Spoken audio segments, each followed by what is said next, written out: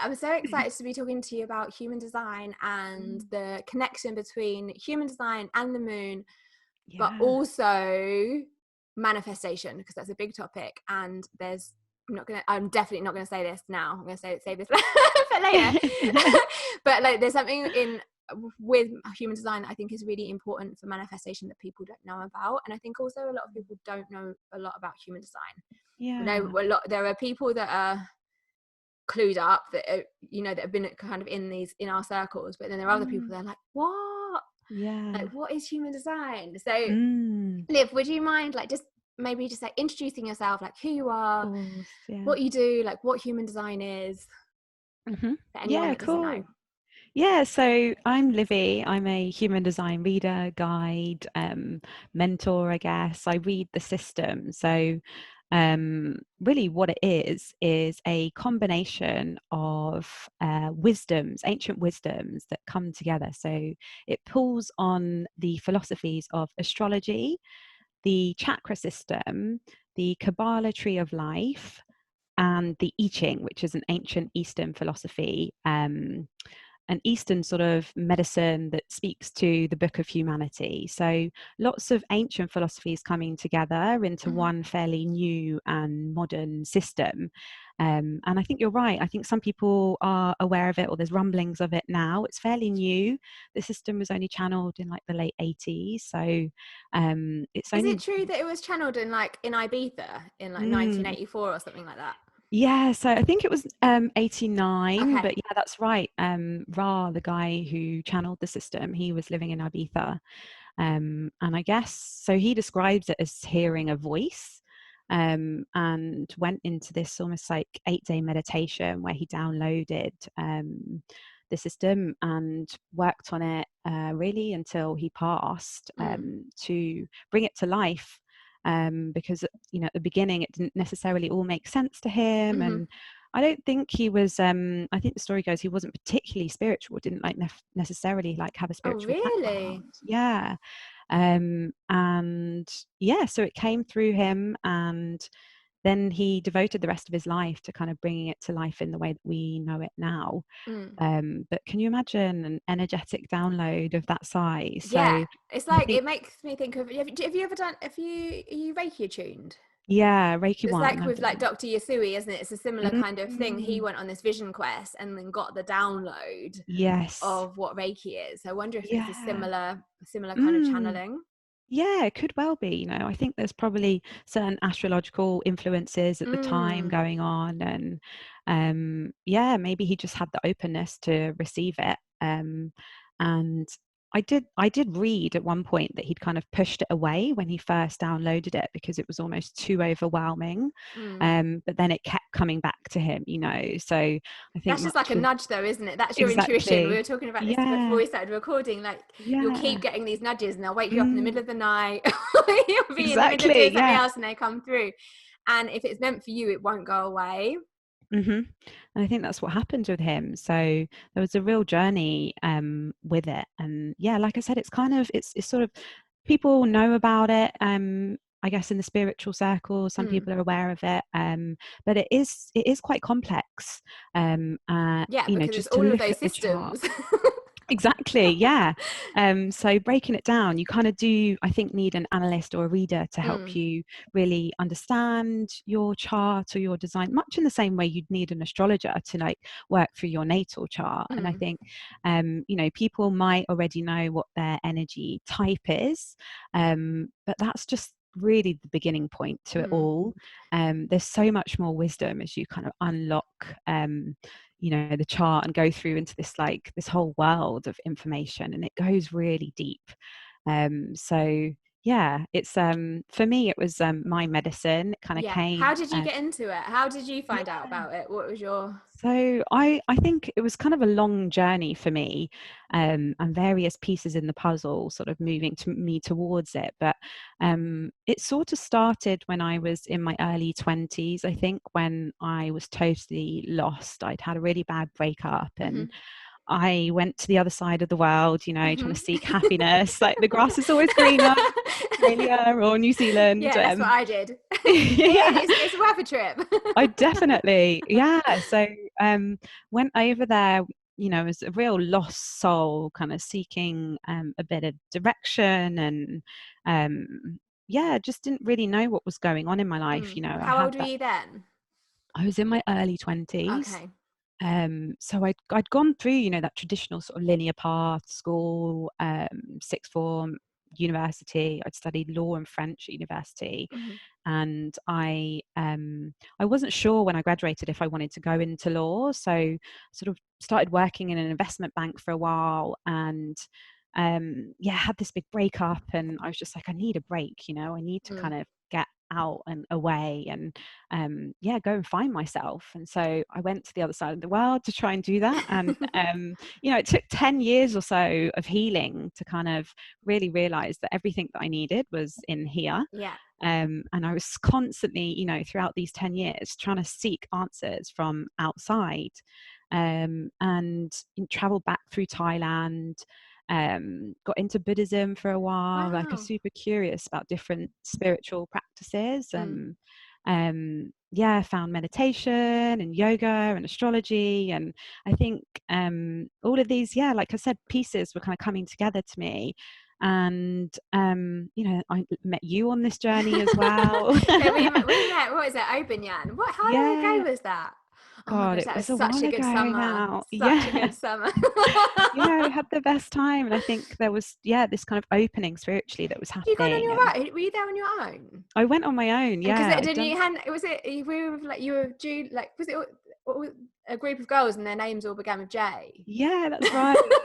Yeah, Julie and Jess, and Yeah. yeah, that's right. So I went on my own actually. I kind of wanted, I'd been on a few trips. I'd gone off to Indonesia on my own, and I'd gone off, yeah, it's a couple of other places, and I saw this, yeah, this island, and just thought, oh, that sounds like a bit of me. And I went, and yeah, that's where we met, Yeah. and I think that sort of opened up a portal. I'm getting goosebumps just thinking Are about you? it, and it's heat wave, it's the Yeah. hottest day like ever, and I'm like getting Yeah. goosebumps thinking about it, because it's this like Obanyan is like this island in Croatia, and it was like they'd it used to be First a year. scout island, didn't it? And they'd taken it over and turned it into this kind of like resort festival wellness thing. And I was there Yeah. doing workshops and healing sessions, and they had like loads of people doing talks and yoga. Like, it was just so idyllic, wasn't it? Yes. And Oh, you could yeah. stay in these like safari tents or bell Hmm. tents, and then you've got just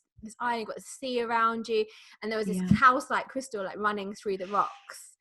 It's It was so so magical, and high so many people had vibrational. spiritual awakenings. I had Yeah. so many conversations with people that were like going home completely changed.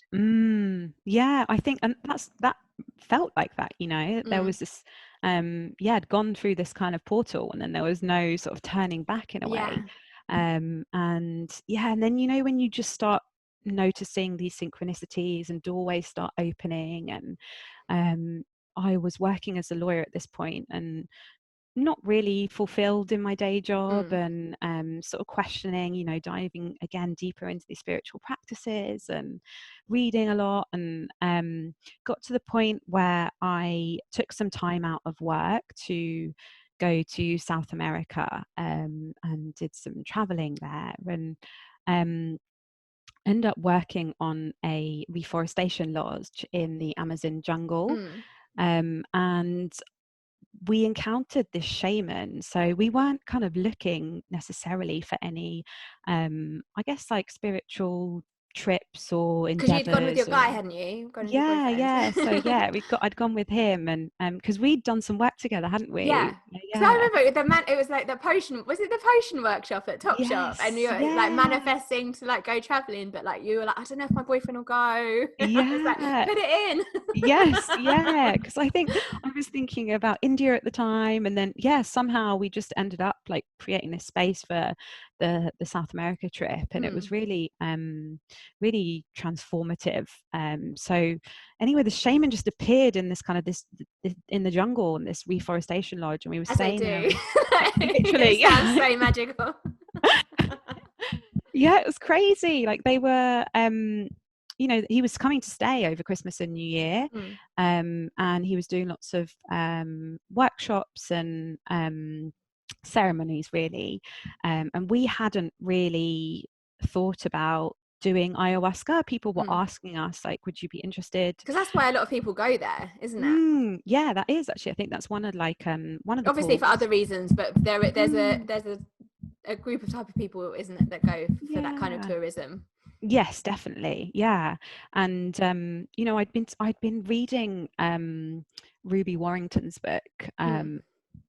Oh, What's Material it? Girl, Mystical, yeah, Material Yes. Girl, Mystical Mystical World. Worlds. Yeah, and I think she was talking, I think I was reading it on the plane over there and she was talking about ayahuasca, and I was like, oh, interesting concept. I think you know, I'd sort of heard about it, but we weren't seeking it at all. And then the shaman kind of just came to us and invited us to join the ceremony. And it was a really transformational experience. And I since found out that one of my Pluto lines in astrocartography runs almost directly through the jungle where we were staying. And, Wow. you know, this whole energy of death and rebirth and, you know, encountering shamanism Mm.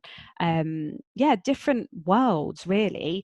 And so anyway, I kind of came back home from the trip and it was almost like, again, like couldn't go back to that world that Yeah. I was living in where things didn't really feel aligned. And within a few months I came across the human design system and yeah, and then spent time like going deep into it, learning my design. And again, we had like a tarot reading together, didn't we? Oh Yeah.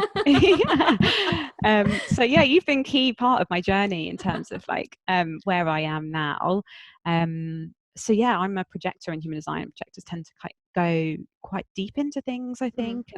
And for me, it was like I truly went down this rabbit hole, and it was the first system that really spoke to my soul. And just helped me develop this deep sense of self-acceptance for who Mm. I was, and a language to explain, you know, why I did the things I did, or maybe where maybe I was really in my conditioning, and just allowed me to start living in my purpose. So yeah, it was a big question at the time that I was asking, you know, what is my purpose? Like, I know there's more to life than my day job as a lawyer, and I was feeling really lost. And part of my design, I've got this open identity center, and with this in your design, sometimes it can feel like you're searching for direction, like questioning your purpose, like where am I going in life a lot. And So that's part of that, because you've got an open center. yeah, an Okay. open identity center. Right. So when we kind of look at the chart, there's different, almost like the chakras, really. There's Yeah. these different energy centers, and it's based on your date, time, and location of birth. Mm-hmm. So just like astrology, you know, input it into system, and then it pulls up this chart, and we read the chart. So looking at the chart, it's like your highest expression or your optimum potential of how you are as a unique being. And the way it's almost explained is that often we're in the mind, and the mind takes control in our lives. And this is a system that allows us to kind of reconnect with our body consciousness and let the body and the soul essentially be the Mm. driver of life, rather Wow. than the mind that's always like, you know, trying to take over the steering wheel, like, turn Yeah. left, turn right, go this way. Yeah. This will be better Like, for no, you you. don't want to go over there. You don't want to go over Yeah. there. Like, no, no, no, let's go over here. That's Yeah. safe. That's safe. We know what we're getting here. Exactly. And I'd been living in this world of like the mind really deeply. I was really in the thinking mind. Especially working in law. You have to be, right? Yeah. You know, and there's not a lot of space for at least I wasn't tapping into it, my Mm. intuition, and just aligning with those more feminine energies of trust and being in flow. I had no flow at this point in my life. Everything felt heavy and stuck, and I just knew that there was more to life, you know. Mm. And this helped me see what my place was in the world, and you know, how I could start being my purpose, because I think we are our purpose, really. We are a Mm. living energy of our purpose, and it's not something separate to us.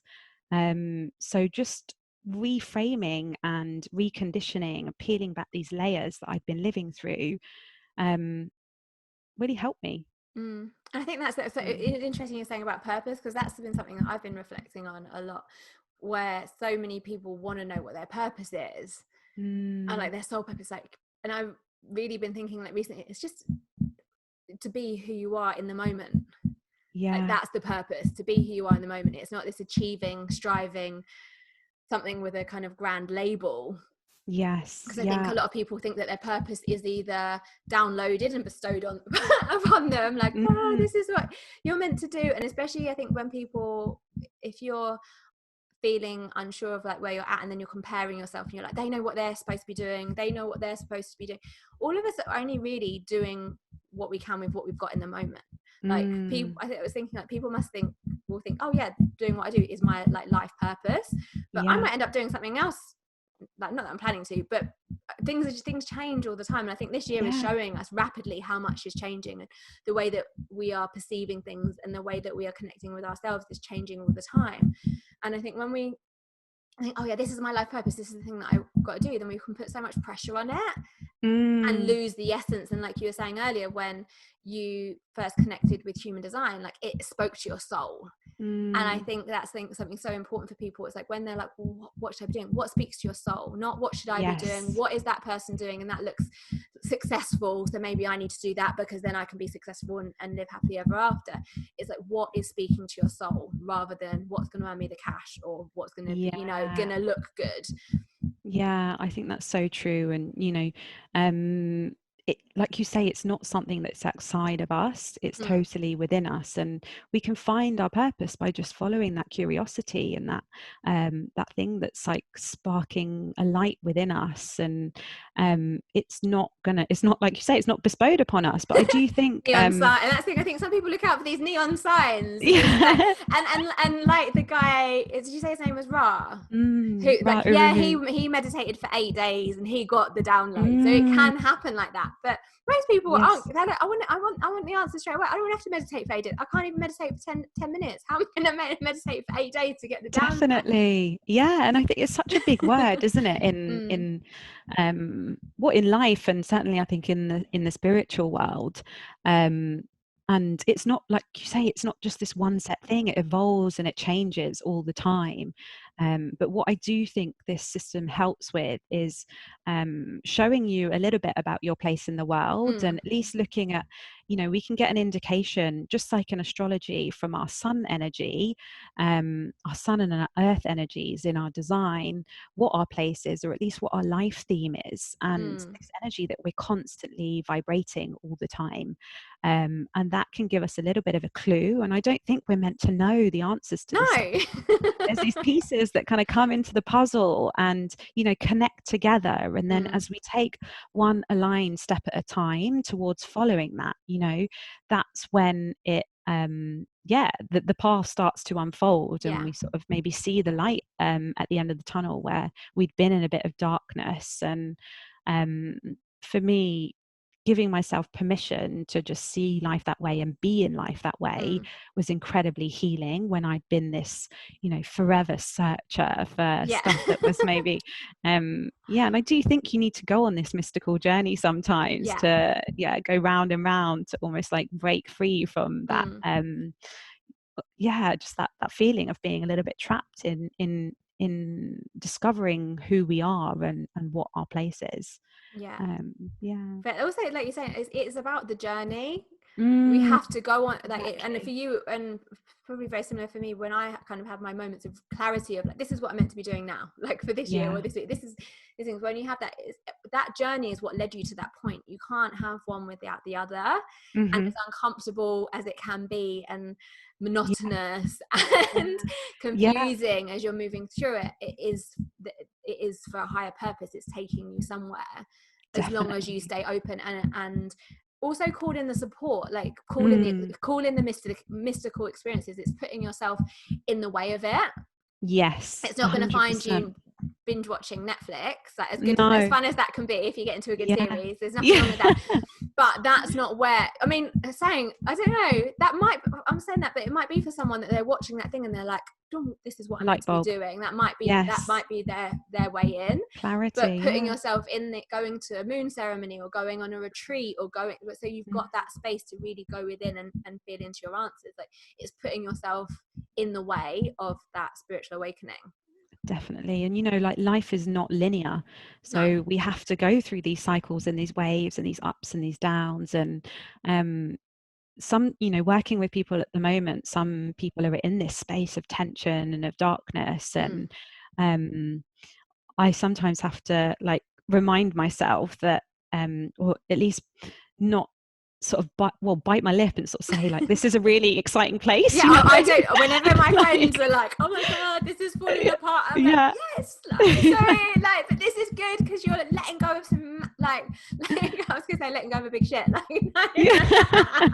but you're letting go of, you're in that point, like, that's the growing pain, like, that's where the expansion comes through. And when you're in that point, but I think you only know that when you've been through it and you've come out the other side and you're like, okay.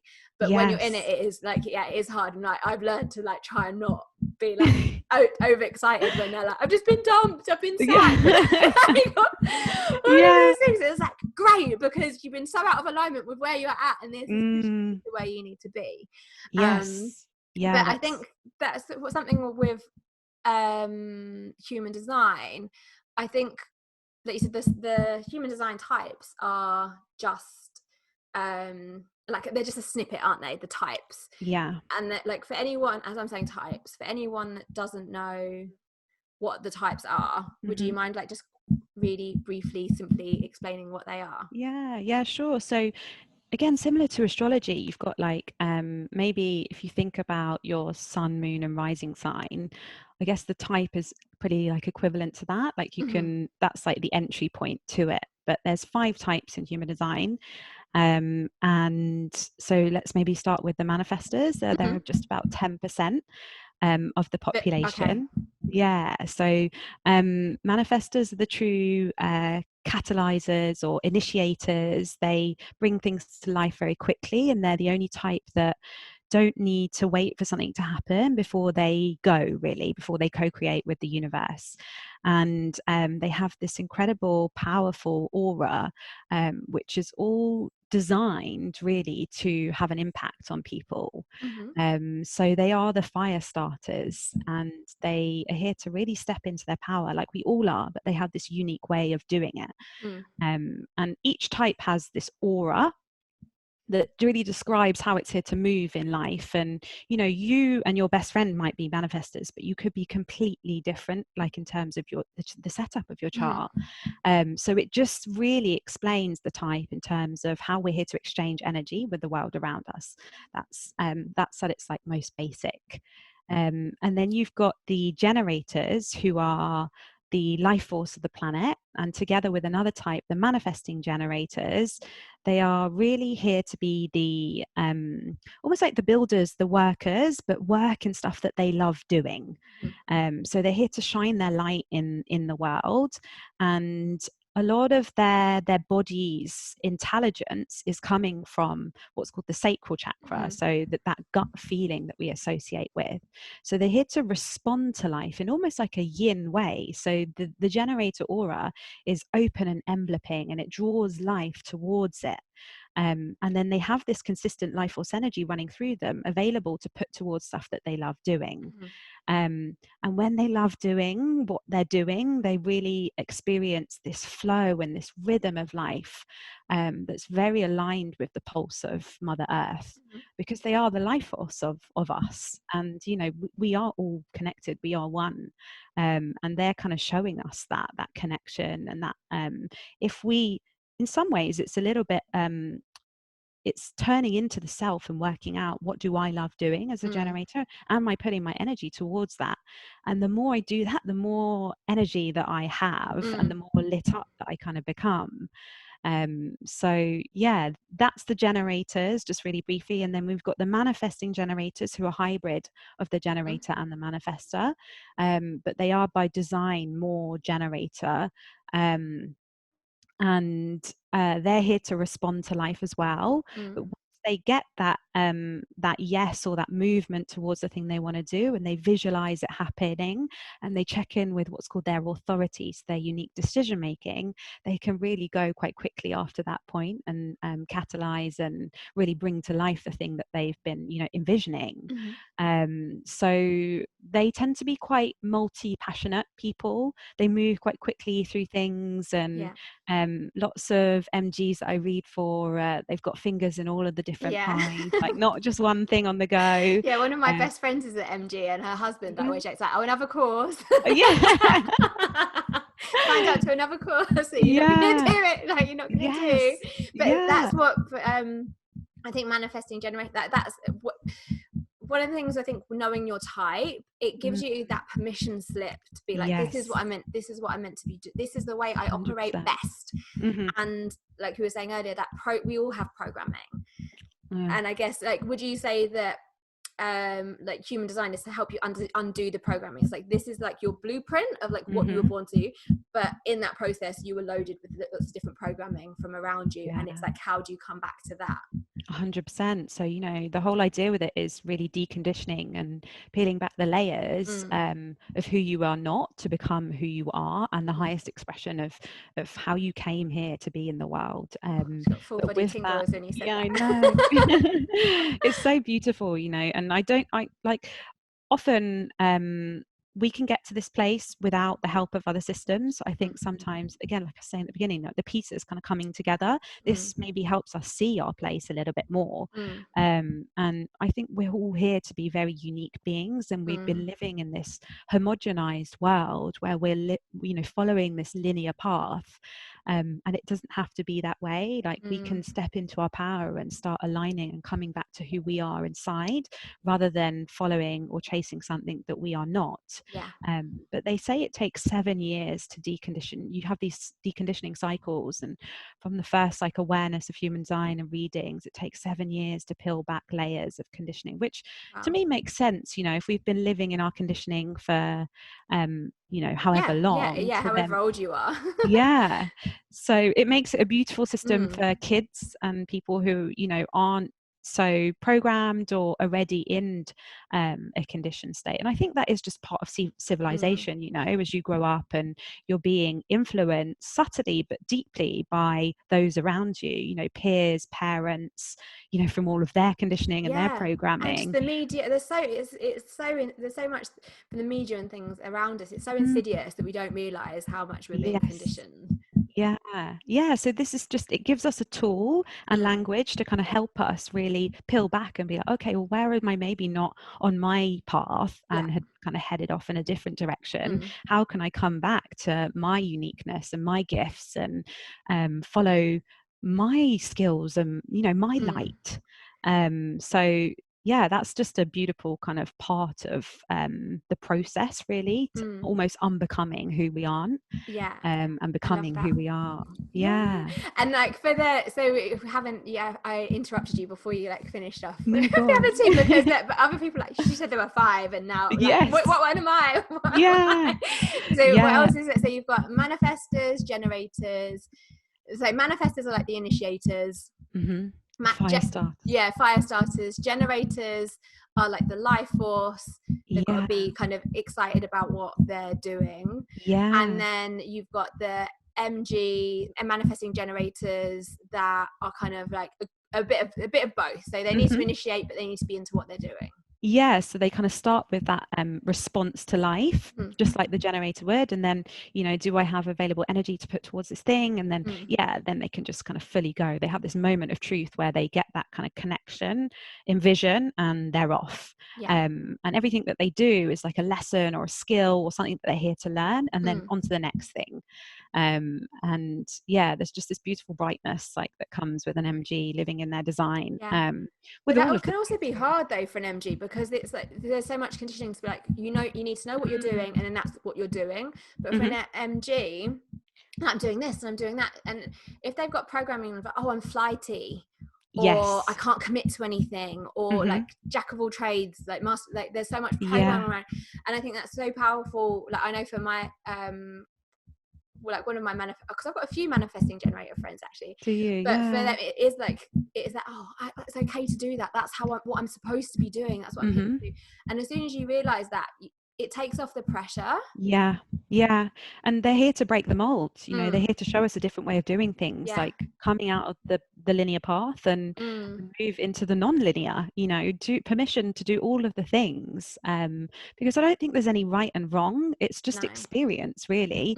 And if one path, you know, a lot of the time I think we work out what we do want to do by knowing what we don't want to do in life. Yeah, I always say that, but I don't know what it's like, but what don't you want to do? Yes. Yeah. Let's go from there. Yeah, so true. And then also this is a framework to help you see what your gifts are and what your skills are, and that kind of that language comes up through, and those signs and those energies come through in the chart itself. But first entry point and starting point is like, am I living in alignment with my design and how I came to express and exchange my energy? And then we can look at, you know, what gifts and skills did I come in you know, to explore and to hone and to to live in the highest vibration of. So each of the energies in the chart, they have a shadow vibration, a gift, and then like an awakened kind of state. So we're constantly moving through like the shadows and evolving into the gifts, and then seeing like what is the ultimate potential, the ultimate awareness, like conscious awareness of this. So that's and then and what else have you got? Projectors and reflectors. So projectors, around 20% of the population, and they tend to be the guides, so the people that are here to see rather than to do. And so they don't have the consistent life force energy circulating through them that the other types do, that we've spoken about. And sometimes they can kind of get conditioned into the doing, when actually they're gifts in seeing. So I'm a projector, and this really resonated with me, because I'd noticed where I'd been living in my conditioning, almost like trying to keep up with all the generators around me. Have you got a lot of generators then? Yeah, well, I think it just in general, you know, 70% of the population. All right. But yeah, that as so I'm well. not special then. Well, it's not, I mean, you are special, you are unique, that's what it's showing us. But yeah, so it's like, it is just noticing like where we're kind of trying to be something that we're not. And yeah, so another with my partner, so he's a manifesting generator, and the beginning of our relationship I was always trying to keep up with him, and he's just got abundance of energy and just like, you know, so much vitality and dynamism to like the way he moves through life. And I just was like this projector sort of like running up behind him, like trying to do all the time. Just like, Olivia, you need to tune into like who you are and forget about like trying to, you know, be somebody that you're not, and just honor your own energy levels. And I think this applies regardless of what type you are anyway. But again, permission to be who you are. So projectors, they are the seers, and they often very good at, they have what's called a focused and penetrating aura, and they live in this world of recognition. So they're here to really be recognized by the generators, and then an opportunity will come to guide the generators when the generators are, or the manifesting generators are inviting them in to share their wisdom and to share their guidance on maybe how we can do things more efficiently, or how we can tweak the energy a little bit, or perhaps go in one way or another so that we get to where we want to be. So they tend to be a lot of coaches who are projectors in my experience, so people guiding, and yeah, again, it's just another beautiful part of the system. We're here to work together, so there's this whole process that goes on with, you know, the manifestor starting the movement, the generator doing the building, and kind of the life force that enables that creation to come to life. And then you've got the projectors who are overseeing and guiding, and then we come to the reflectors, who are just 1% of the population. And reflectors are defined by having none of the energy centers in their chart colored in. So that's how you'll notice a reflector. And they're really here to sit at the middle of the tribe, or and reflect back at how we're all doing. So show us all like what's going on. And because they're so open, they can kind of really see and reflect back at how we're all doing in life. Very magical and unique way of living and exchanging your energy. One of my first teachers in human design was a reflector, and she used to be invited into boardrooms to really explain what was going on energetically, because she could sense the energy so clearly, and she had a very clear understanding of her design and the ability to kind of pick up what was going on for her, reflect back at them how to do things. So yeah, unique beings, and they certainly have their place in all of this as well. So yeah, that's a brief overview of the 5 but I types. think it's just like interesting, like, and like you said, it's, I think saying like you're saying focusing too much, I think that I'm tripping over my words. Knowing the design types is really interesting, because it's a really good way to kind of like dive in and start to learn more. But I think it also comes back to very similar to astrology. Like, you're not just your sun sign, you're all these other things. So with human design, like, you're not just your design type, you are all of the other energy centers and channels and things like going on, aren't you? But I think knowing, I know when I first found out about human design and seeing that I was a generator, and you can, so if anyone, probably most people that are listening to this are like, how do I find out, like, or double check what mine is actually, because I can't remember, or what is it, like, where would you recommend that someone like finds, like, does just a little quickie chart before they book in with you for a reading to like find out more? Yeah, so the site that I use is one called My Body Graph. So www.mybodygraph.com, and it allows you just to input your time, date, and location of birth, and then pulls up this chart that we've been speaking about, and that will have basic information about what your type is, what your authority is, so that's your unique decision making, and then your profile, which is another part of the piece, and kind of bringing it all together. So that's how you find out. And I didn't actually know my birth time before. Yeah, so I think my birth time, I've done astrology rectification. I think I've got a different birth time to when you did my reading last. Oh, interesting. Yeah. Okay. But then, like, I was talking to Francesca Oddi, because she's still not convinced. I don't know. I don't think she's convinced on my birth time. I really love her. I know. She's like, she's like, yeah, I don't know. And then, yes, I think I don't know if I need to look into that. Again, that was an online little thing that I put in, because there are astrologers that specialize in rectification. I was just being like an impatient Aries generator. Yes. Like, I want to know now. And then you put in like your kind of like estimated time, like time of birth, like location, estimated time, and then it'll ask you different questions. Right. So then from that, it works out like an estimation of what time you were actually born, which was really interesting. So that's an interesting way. But so since you found out your birth time, how's that been? So I mean, it was really this, like, again, a doorway that opened, but I just wrote to the hospital because I didn't know, my mum didn't know, and I gave them a call, and they wrote to me within like a week with the time. So that was really that was when I knew it was like easy, and when it kind of flows. But in human design, if you don't know your time, some of the places like to kind of look is that you can change the time, so just estimate throughout the day and then see how much changes. It might be that your energy type doesn't change, so you know that you can identify yourself as that energy type, and then explore what that means for you. The other way is looking at the moon, actually, because the moon is like the fastest moving body within the system, and it moves what we call gateways every 10 hours or so. And so each of these movements has a different flavor of energy to it.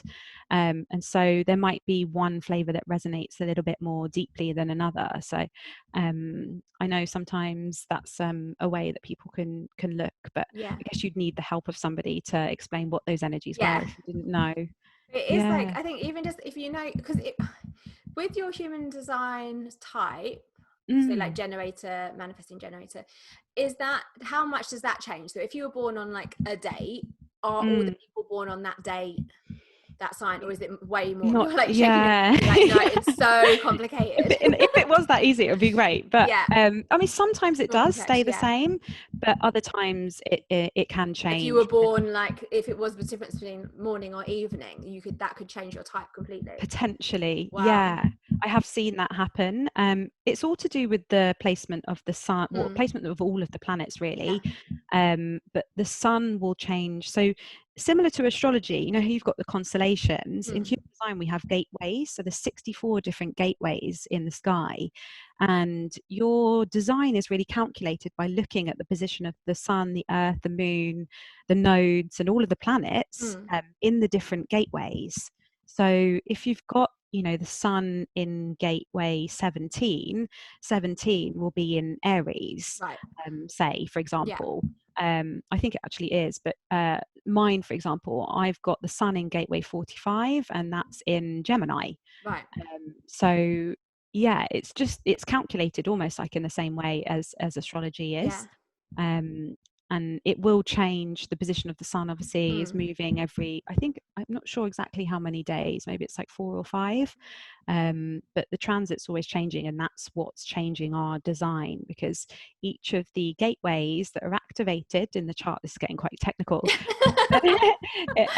yeah, they kind of activate different gateways and pathways of energy, which is what is building up our flavor and our design. So yeah, there's a whole sort of process behind it working out, and the software sort of cleverly calculates it all just to you couldn't, that it's not like basic numerology way. Like, no, unfortunately not. No, but it is just like, it is so fascinating. But I think for me, when I learned about human design, it's just understanding the basics of like my type as a generator. It's like, like for me, it's like just the connecting the dots of, like, for me, how I took it, it's like I'm supposed to be excited or about what I'm doing. If I'm not into it, it just doesn't work for me. And I realized that because when I was hairdressing still, so I was hairdressing like part-time, and then doing all of my wall system on the side, I was just burnt out all the time, like totally frazzled. And then I'd finally handed in my notice at the salon, and then they were like, they like didn't want me to leave, so they're like, please just do an extra month, just do 1 day a week, like and see how you go, like we don't want you to go. And I was like, I'll do 1 day a month for a month, and that is it, like then I'm gone. Like, in the nicest way possible. But I was like, if I'd have stayed, it was more because I just like loved my team, just felt like family, and like, just delaying the inevitable, because I was like, I'm gonna have to be out of here at some point, like I've just got to do it. But I realized, like, when I was just doing 1 day a week, I was like so drained still, and I realized I was like, I'm doing something that's so out of alignment, so it takes so much more energy for me to do something that is just isn't working for me than it does. Like if I'm passionate about it, if I'm excited, I can stay up all hours of the night, like I've got infinite all my, like, not like that's an exaggeration, but I've got a lot of energy and more energy to do something. And when something comes through for me, like if I've got an idea for something, like I'll be up all night doing it. And I've got that energy. But if at other times I'm like, no, I don't want to do that, so I have to be careful with managing my energy, because it can go the other way. I've got a body, like my body does need to rest and my brain needs to rest. 100%. Yeah, that makes it a lot easier for me to say no to some things now, because it's like, is that worth my energy? Like, is that worth, because when, like, and it's a process of trial and error, because I'll be in situations that I'll say yes to, and like luckily it does, because I have this awareness, it doesn't happen as often, but I'd say yes to something that I wasn't really feeling for different reasons, and I'd just be wiped after. So now it's like, I've only got so much energy, there's so much I want to be doing, I'm gonna say no to that, so that I've got more energy to do the things that I want to do. So I think it's really interesting for people to learn more, just as a little jumping off point, like I said, to kind of like see, okay, like again, like a permission slip of like, I'm meant to be like, in like Bunny is like flighty, I'm meant to be like chopping and changing and doing different things all the time, like that's okay. And like, I'm meant to be, you know, I'm not supposed to have loads of energy, like I've only got so much energy to give. Or like, I'm supposed to be initiating things, like why aren't I? Totally. I think that's a really great point, you know, because a lot with generators is that, are you actually saying yes to the stuff that lights you up?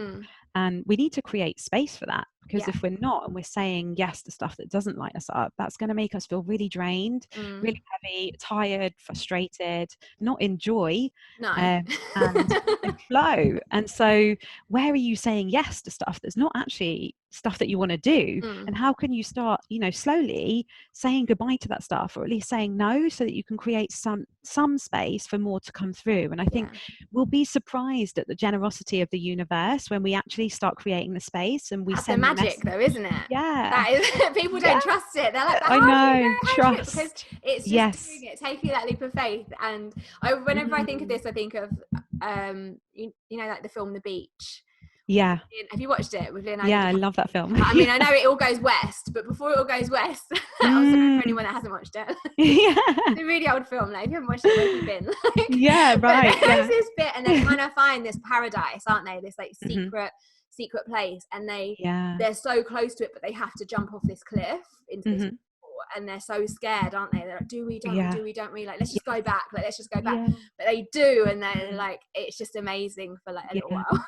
Yes, and that's it. Trust is a huge spiritual lesson for all types really, but generators and manifesting generators in particular. I think trust that the universe is going to deliver our dreams to our door, really, if we create the space for that magic to kind of come through to us. So we don't need to be initiating and like putting all of this energy in stuff that feels heavy and not in flow.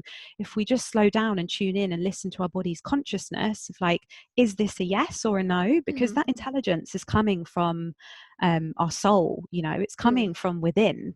It's not in the mind, but the mind saying, oh, but you should do this, and the words should, could, might, it's a red flag. Red flag. Out. We don't need to listen to them. No. They're all mental obligations. I should do this. It's a mental obligation. How can we kind of just move that awareness into the body intelligence as guidance to which way we're here to move in life? And I think we do get caught up in the shoulds quite a lot. And people don't realize in Luna I talk about, there's this whole section on journaling, because I'm such a massive, nearly every morning, first thing in the morning, I will meditate, and then I will journal 3 pages, whatever's in my head. And I think it's a really powerful process to do, to really realize the recurring thoughts that you're having. So how much should is coming up for you, like how much should, and also then that gives you the opportunity to shift that perspective or that program, or weed them out. It's like, hang on a minute, I've written should 50 times. Hang on a minute, do I want to be doing this? No. How can I reframe this? Or okay, but what do I want to be doing? So journaling is a really powerful way to just see what's going on in your brain and the programming that you have got on, and the stories that are on loop. Definitely differently, because so much of it is subconscious, and we're doing it in autopilot without realizing. But that realization can shift so much. I think when we bring our conscious awareness to it, really, and we were speaking about this before, with journaling, I find that speaking to some clients and perhaps suggesting it as a tool to help them navigate, couple of times a response has come back sort of saying, but what would I write? And it's almost like the pen does the writing for you, the hand does the writing for you. You don't even need to think about it. Also, you're thinking all the time. There's stuff there. There is so much stuff. There's so much stuff there. And I kind of, when you pick up the journal and then start writing, this like literally like pages and pages turning by, stuff that I didn't even think had been in like my awareness is obviously there in like maybe the especially if you're repeating it, you keep writing something like day after, you catch yourself writing it day after day, or like this kind of, I don't know, I like it changes. Sometimes I'm moaning about something. Sometimes I'm like, it's like a business meeting with myself. Sometimes it changes all the time, because we're in different things are going on, but it just gives us that space to process it, and also realize how much we censor ourselves. Because there's so many, when I first started journaling, like first thing in the morning, like you're like, oh, you stop because there's so much resistance, but actually it's so liberating to be like, I'm just going to write it. I'm just going to just get it out there. But it makes us realize how much we censor ourselves, and that not just in like what we're writing, but day to day, like the things that we say, or we censor ourselves from going for that thing that we want to do, because again, programming. Yeah, it's so nice to create space for that stuff to come through. Otherwise, Yeah. sometimes it gets stored in the body. And I think it's like there needs to be a release. And then with that release, again, we're creating space, aren't we? Yeah. So where are we holding on to stuff and then noticing these repeating patterns? And like you say, how can we reframe it? Yeah, I find it an incredible tool. I definitely had some resistance towards it at the beginning. I think most people do. I was the same. 3 pages? What? Yeah. And I just start like mine just start off, because I guess it can be intimidating, like these blank pages. I just be like, dear morning pages, how are you? Yeah. Or like, and it's like Love I'm just that. writing to a friend. I'm like, yeah, like this is going on, and then it just starts flowing. Yeah, it's beautiful practice. Yeah, but yeah, I recommend it. I'm always like, yeah, do it, meditate, journal. Yeah. You don't have to do them all at the same time, but especially if you're feeling overwhelmed and you're holding a lot, pen to paper, make yourself a nice drink. Yeah. So maybe light a nice candle, sit there with a crystal. If you want to meditate before, but just write your heart out, see what comes through. Because it's just, for me, when I first started doing it regularly, it was just like this fog cleared. And it was like, oh gosh, yeah. And you just, I think for me, I guess one of the things people are like, how long have I got time to write 3 pages? You know, like, I can't even reply to text to my best mate. Right, 3 pages. But when you've got so much going on, but actually that 3 pages can clears out the junk, so actually some of your best ideas can come through, or the way that you can cut corners in the best way possible. Because when we're busy and overwhelmed, a lot of the time we end up going the long way round, because we're not taking that moment to think, hang on, what can I do? Slow down. But doing the morning pages, I remember once I was doing my morning pages and I bought some like shoes and online, and like they were like, oh, I had to pay. I think I had to pay to send them back to America or something, and I was like, oh, like, I wouldn't have bought them if I knew that. But I was like, but I don't want the shoes, I'm just gonna send it back, I'll lose that money that I've got to pay for the postage. And then doing the morning pages, it's like, sell the shoes on eBay. Yeah. Like, you don't lose any money. Don't lose any money. I would have never had that. I'd have lost that 30 quid posting these shoes to America and having it tracked, instead of actually just selling on eBay for the price that I bought them for. No drama. I think like maybe a silly example, but no, I think that sort of demonstrates like how we can, when we slow down, things become clearer to us, because living in this age where things are going very quickly and it's very fast paced, and even just that question, will I have time 5 minutes in the morning to write stuff down? We set the alarm, like rush around to have breakfast, get out the house, like into the world, almost like we're in a race, like we're trying to get somewhere. And this isn't a race, it's a journey. And we don't have to be rushing around. We can do things really at our own pace. And I realized in previous life as a lawyer, I was rushing all the time, and I didn't have time to even catch my breath and see like how I was. And now I live just such a slow paced life. I don't it's very sort of simple and slowed down, and I totally burnt out my adrenals. Like my was just like it was screaming to me, just stop, like slow down. And I knew if how is that showing up for you when it was telling you to slow down? Because I'm sure that would be someone would be listening to this, like, hang on a minute. So I was getting ill quite a lot. I was constantly low energy. I wasn't feeling very inspired. I had a lot of anxiety as well, and I couldn't see clearly. I was like missing stuff that was literally right in front of me.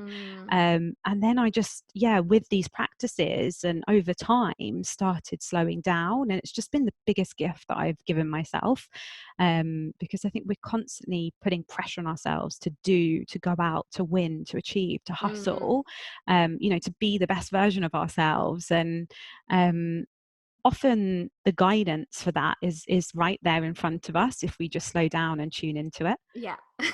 So last thing is, all of these mystics are like, the answers are within you, and people are like, really? Just do a bit of journaling, pull some cards, meditate, find out your human design. And I do think sometimes it is important to to have the help sometimes if you need that guidance from somebody. Like you've been really key in my journey in helping me navigate a path. And sometimes we just need that objective guidance, don't we, to help Sometimes we just can't us. see the wood for the trees, or we go the long way around. Like, I know often when I do a reading for someone, they're like, oh, like, I want to do something, but it just feels so like out of reach. And I'm like, just one, what, that's all I have to do? Yes. Yeah. First step, that's all you've got to do. Then there's to break it down or look at this differently. But I think we often think that what we want is we're looking into the distance of where we want to be, and we're not looking at our first step. Or we're making it so complicated, and we're thinking of all the steps that we need to do, so it's overwhelming, and then we're like, it's just paralyzing. Yeah.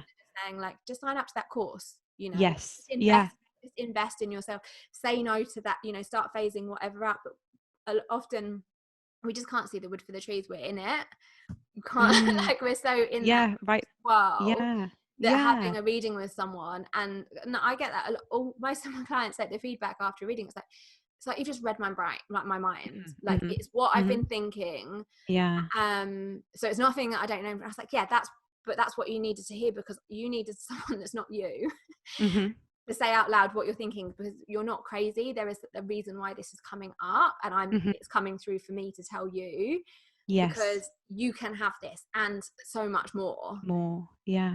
It's giving yourself permission, but also allowing it to be easier than we think. It doesn't have to be this grand thing if we just, and we don't even have to know like what the end result looks like. No, just starting is the key. And then having these readings done, or working with mystics, and doing some, or creating space to receive information as well, can be really instrumental in opening up the pathways to like a different direction, or where, like you say, where we can't see the wood from the trees. It's like that objective guidance, really, really helpful. And I know I would not have got to where I am now without the help of all of the things that I tuned into, like the investments that I made in myself. Let's not even go there with how much money we've probably spent. But it's cumulatively. It is. But then I think you do need you've got to invest in yourself in this journey of self-discovery, because it's not just going to land on our laps. No. It's committing to it and devoting that energy and that time to yourself, and the healing work that needs to happen, and the reprogramming of certain like beliefs and things, and just having that support, I think, helps us. I think there's so much that we can do on our own. There's books that we can read, we can do all of the practices. I do think it helps us have that someone else's perspective to open up to other ways of doing things, and just giving us a bit of clarity or insight. Often with the readings, it's like deep down, people, when I first had my reading, it was like somebody reading me like a book. Deep down, this information is within us, and it's just another tool that we can use to bring it to the surface and just see a little bit clearer. And I guess that's the thing, even as you're saying that, like, for some people, all that information is within us, all of those answers, but we think that that's wrong. Those traits in us, whether they think that's a fault in ourselves, or I'm not good at this, or it's like, no, but it's not saying, like, there are certain things we have natural abilities, and others that aren't as developed, and it's understanding like our toolbox of what we're using and how we're using it. I think, and tuning into what we know that we're good at, because we're good at it for a reason. So if you're wondering, what is my place and how can I start doing something differently, if you're feeling not really in alignment, then think about the stuff that you enjoy. Think about the stuff that comes naturally to you, because there's a reason it does. There's a reason that you're drawn to it. There's a reason, that you're drawn to the world that you're in, and I'm in my world, and we've all got like a world to be in, and there's a place for all and of our us, own way of doing it. Like, another human, like, there's another human design reader is going to do it so differently to you. Another, I don't know, like tarot reader, crystal healer, like, I've got so many titles. trying to streamline it, but it's no one else would do it. And I think that thing sometimes, like, oh, but that person's already doing that. It's like, no one else would do it the way that you do. Exactly like you're saying with the human design chart, everybody is unique. It's like like a fingerprint, like there's no or a snowflake. And it's embracing that thing and actually seeing that, like, there's enough room for everybody to be doing it, 100%, and doing it their own way. And I think sometimes that's things people might want to learn, like want to start like going on that journey to becoming a yoga teacher or a tarot reader, like doing these things professionally.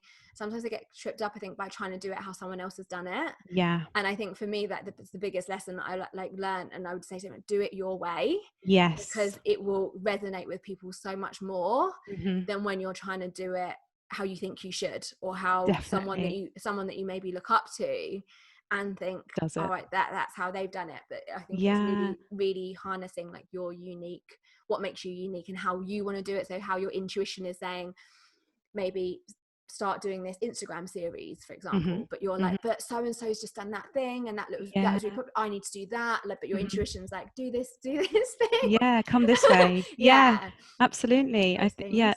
and that's the thing, that uniqueness, like human design is really showing us how unique we are as Mm, individuals, and giving us the tools to tap into that uniqueness. And um, just because there's, maybe people are thinking, oh, the yoga market, or tarot readers, they're in mm, abundance, they're everywhere, it's mm, very saturated, how am I gonna make space to come through?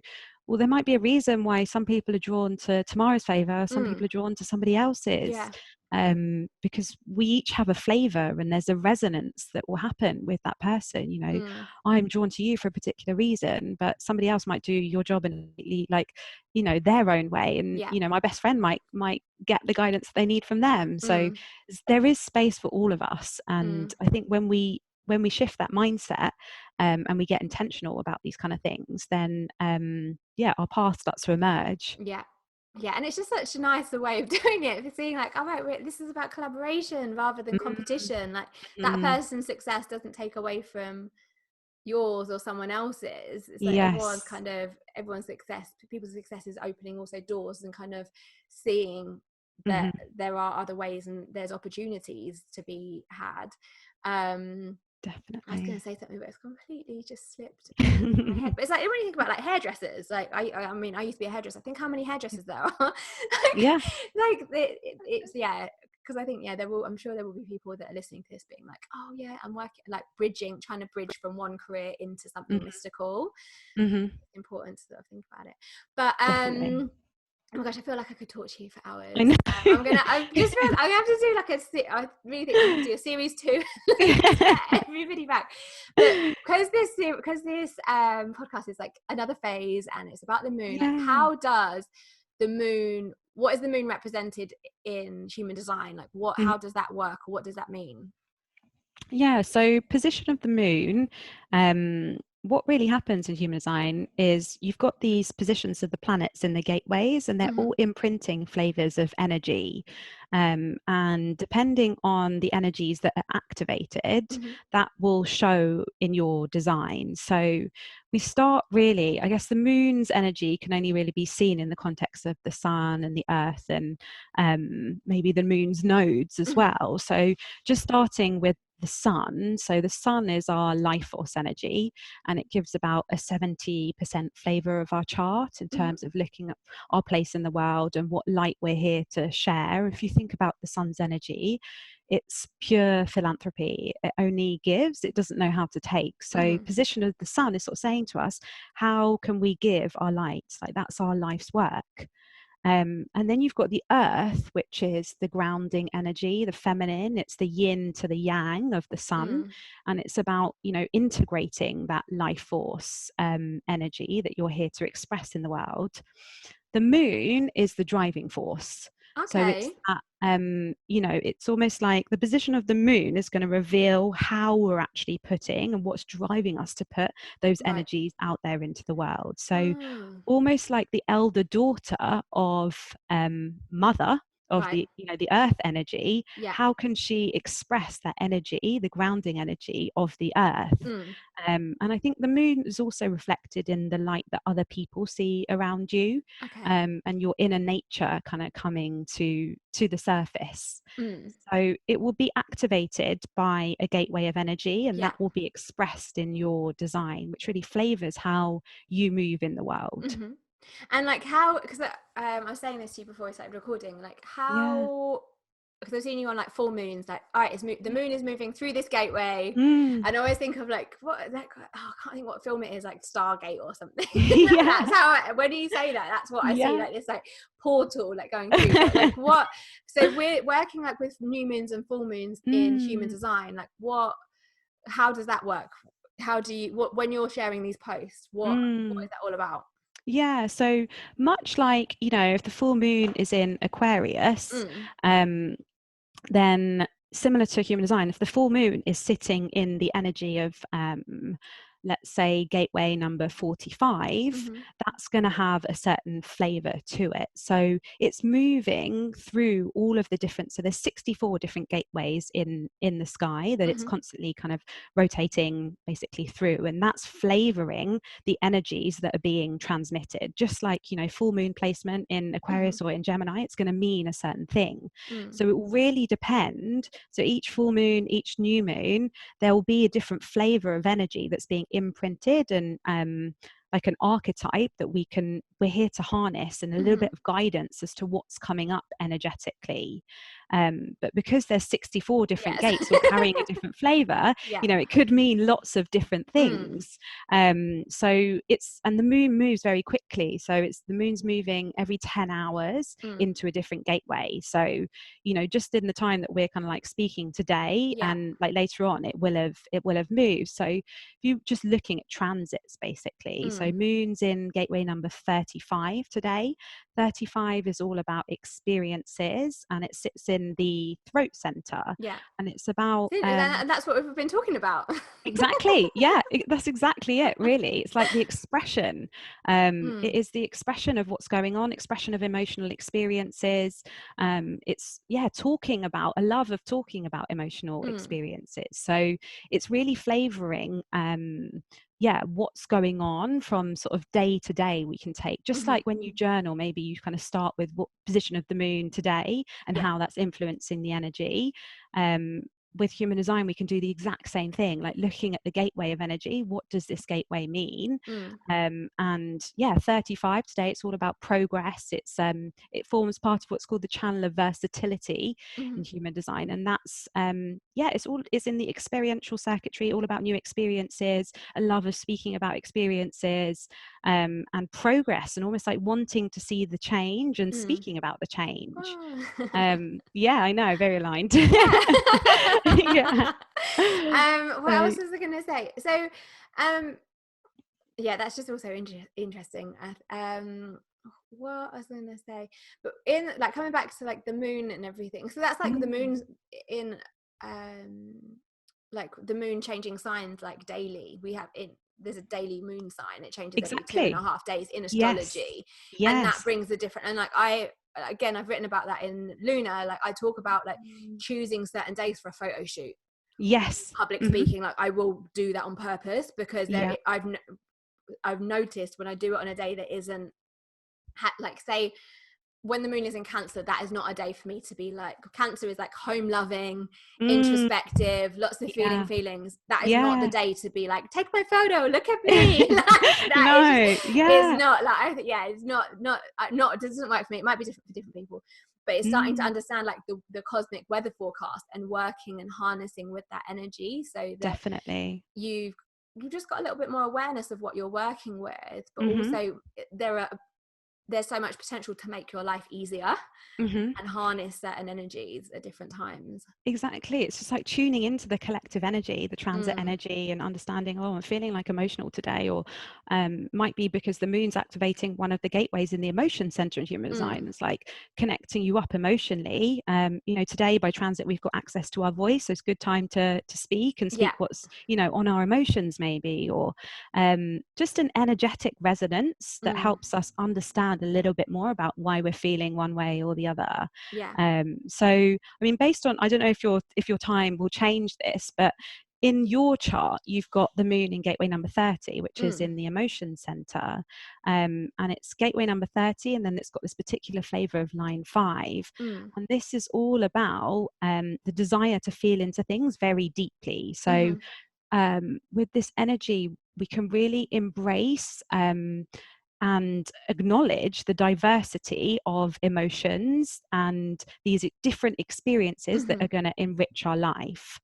Now, if we rewind a tiny bit and just look at the position of the sun for you, so sun is in gateway number 17, which is up in the mind center.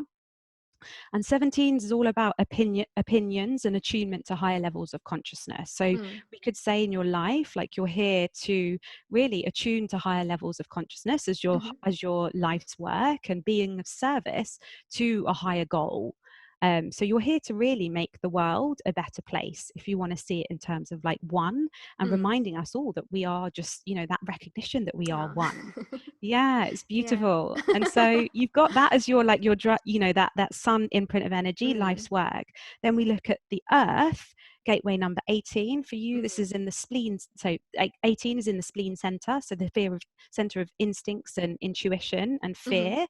And it's all to do with conditioning this. So this grounding energy is thinking about things in terms of our fears and fear of being judged and self-judgment. So you're helping people attune to these higher levels of consciousness by tuning into what their fears are, any self-judgment that they've got, and you have this really intuitive ability to fix things and make things better by trusting your intuition on that. Now, the moon, how you actually, like, the driving force is connecting emotionally into people, and recognizing that there is this, diversity in our emotions, that we're going to move up and down, and you have a deep ability to connect with people emotionally. So that's so interesting about my chart. I'm gonna have to book in with you for another reading, actually, like with my new time, but I would have to consult with Francesca just double check. But not ask her permission to have a reading, but just double check my birth times. But what was I say? But also something that I think is really fascinating about astrology, human design, is around this like non-specific and specific manifestors. And I think that's something that one of the main things I wanted to talk to you about, because I think it's really interesting, because manifestation will be one of the reasons why people are drawn to the moon, and just it's a big hot topic at the moment, as well as like people want to make things happen in their life, they're probably listening to our conversations where, how do I manifest going to like South America and like just bumping into a shaman, like, how do I like pull this into my life? And something like, so in the chart, if you look at the chart, there's arrows, aren't there? So they go, you go. So looking at your chart, just at the top of the just close to the head center, so the first sort of energy center that you see at the top of the graph, there are these 4 arrows, and the arrows are really deep in information. So it's deep information about how we can really go on this process of deconditioning and put our brain and our mind in situations that are allowing us to thrive, to differentiate. So, human design is all about the science of differentiation, being different. So there are these specific conditions that we're all here to align and attune to, that allow us to step into that version of ourselves that is, not homogenized and shows us our uniqueness. And so some of the information that we can kind of look at in this bottom right hand arrow is how we are here to be strategic or not in the world. And some people, when it's facing left, so left arrows are all denoting things like yang energy, so active, consistent practices, maybe focus, discipline, structure. And right facing arrows are more feminine, more feeling energy. So this concept of being specific and non-specific, if you're wanting to check in, see which you are, because I think in a lot in moon practices and rituals, we do tend to get quite specific in our intentions, and that definitely has its place. But some people are here to more tune into the feelings of things. So if it's pointing left in your arrow, that denotes yang, active, and being specific. So you want to get very intentional and choose specifically the details of what you're trying to bring to life. So if it is manifesting or calling in this trip abroad, then we want to get specific on the country, on you know, on the cities, on the exact places maybe that we want to visit, getting really, really intentional, specific down to the last detail, and having a clear perception of what you're calling in is super, super key. So actively, there's this active process that's involved in choosing what you want to create. So specific manifestors will really thrive. And this is when we say manifestors, we're not talking about the different energy types, No, but the it's process like someone of that wants to manifestation. manifest something. Yeah, exactly. Yeah. So the deeper you can get, you know, and the clearer you can get, the more specific you can get, the more you're likely to call it in. And so this also applies to things like your business strategy. So if you're thinking about, like, if you're left facing in terms of looking at this bottom right hand arrow in the chart, if it faces left, then if you're running a business, you want to get really intentional, like get your goals down, have a strategy in place, set goals consistently, you know, refine your marketing strategy, focus on, you know, on what it is that you're calling in, and be selective about it. And that will allow you to kind of align with how you came to express yourself and how you came to call into life, and almost like your overall strategy that you're working with. The difference when you're non-specific, so if this arrow is pointing right, then because this is a more feminine, more intuitive, more feeling type energy, we're here to not go so much in on the detail and more just have this willingness, or cultivate this willingness to open up your palms to the universe and sort of say, I want to feel like this, you know, I want to feel brave, I want to feel strong, I want to feel like I'm living in joy, or whatever the feeling is that you want to be in. So if you're trying to manifest like your job, how do you want to feel in your job? Do you want to feel purposeful? Do you want to have a good connection with your bosses? Like, you know, same with business, like how do you want to feel in running this business? And also in relationships, if someone's calling in a relationship, exactly. like how do you want to feel with that person? I mean, you can do this with anything. That's the beauty of it. And it's about playing, you know, it's about experimenting. It's not meant to be like you can only manifest if you're specific by specifically like writing down. It's not practice, it's trial and error. It's finding what works for you. Because I'm like, I think I'm specific, but actually I'm non-specific. I technically, according to human design, I am non-specific, aren't I? Yeah, that's right. Yeah, so you've got the right facing arrow. Yeah, so I'm non-specific, but I'm like, I'm not specific, but actually when you look at what I'm being specific about, it is non-specific at the same time. If I'm like, I'm trying to, whenever I try to manifest something super, like on this, say for a house on this street, much money, like it just doesn't come, it like didn't come through. But with our house, it was more like, I want it to be light, I want it airy, big bedrooms, not how many bedrooms, you know, all of these things, and then it comes through. But it's trial and error. Totally. And that's what like the beauty of it is. Well, not even error, that's the wrong word, isn't it? Try, it's just being trial, curious. experimentation. Yeah, because, you know, you don't even, to do this, if people are listening and they haven't looked up their design or they don't know because they don't know their birth time, just give it a go, you know, try and see 1 month being very intentional and see what kind of comes up. And then another month, tune into the feeling energy of it and just see what produces like, you know, the best outcome for you. So it's just, with right facing, you want to allow and create a space to be supported by the universe. Right facing is non-specific. So right is all denoting like more feminine, more feeling, more like less consistency, like less structure, less strategy basically in this area. And interestingly, we're moving from a world of, we're coming in 2027, we're coming to the end of a karmic cycle, which basically began left facing, predominantly left facing, and in the next karmic cycle will be predominantly right facing, because we no longer need those structures that are in place and that kind of that consistency, that discipline, that focus and that strategy, and we're moving more into the feeling.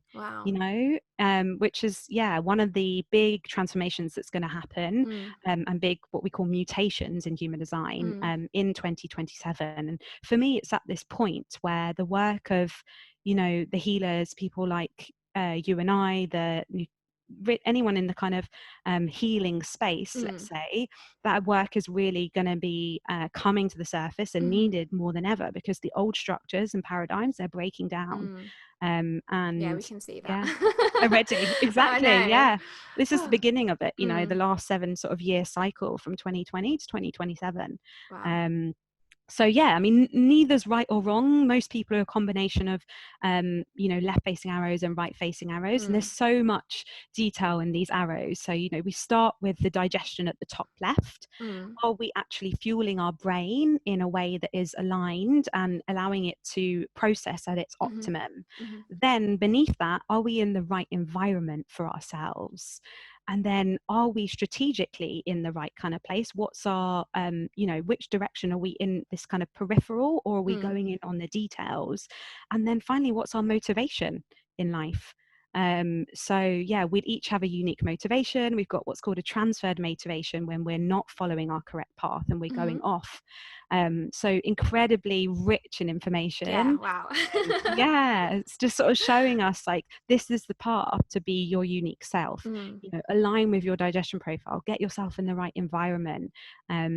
See, are we going in too much on the detail, or do we need to take a step back?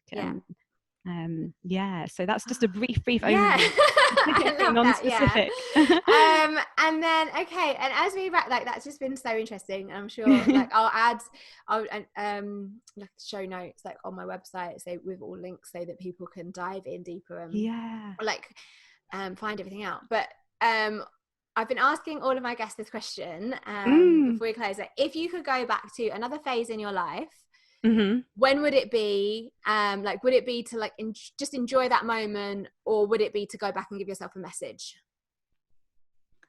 God, great question. I think probably it's got to be at that rock bottom point when I like really come out of this dark relationship, and the message and the nurturing that I would have given myself, like, to trust that this is all part of the process unwinding, and that something beautiful or light is going to come from this darkness, because we can't have, they coexist, there's that duality. So yeah, just saying to her, like, you're going to be okay, you've got this, and giving her that nurturing sort of loving energy that I couldn't even find within myself the space to give, myself that. At the time I didn't know how to support myself energetically, and yeah, just trusting and knowing that it would turn out okay, and that, like, life is cyclical and there are journeys of ups and downs. And it doesn't have to be all light, it's going to be darkness as well, but that's when the deep transformation happens. It's so beautiful, isn't it? I love that. I mean, it's all good with hindsight, isn't it? Of course, and that's the thing. And I was like, I'll go and tell myself that. Like, yeah, you've got this. But when you're in that version of you, is probably like just didn't want to get out of bed and was just like, why? Like, what is this for? And I think that is like just being able to think like all of that hurt and that pain and everything, like, it was worth it. It was for something, and it was leading to this. Yes, definitely. So yeah, I think that's where I'd go back to, my early 20s, when it was difficult. And like, where can people like find you? Like, how can they work with you? Because I'm sure people will be like, how do I find more about Livy? Where is she? So they can find me, or you can find me I'm on Instagram at Live Your Design. And is it without an E, or have you added so LIV, but my website is with the E, www.liveyourdesign.co.uk. So I don't know, I'm kind of going through a rebirth, and maybe there'll be some sort of changes. I feel this movement sort of coming through in terms of the direction of my work, and but yeah, you'll be able to find me there for now. And watch the rebirth. Maybe come join me. I think there's some changes hopefully coming up, and just some growth, where you can feel it, like an expansion sort of energy happening. So yeah, you can find me there, and we can connect for readings. I'm in the process of creating a group program that allowing people to kind of step into their power and find their uniqueness, and all of the stuff that we've been speaking about today. So there'll be that. And yeah, over on Instagram otherwise. Yeah, that's where most of us are. Exactly. Oh, well, thank you so much, Livy. This has been amazing. Like I said, I feel like I could talk to you for like another 5 hours. Yeah, it's been great. It's so lovely catching up with you. Thank you for having me. Thank you for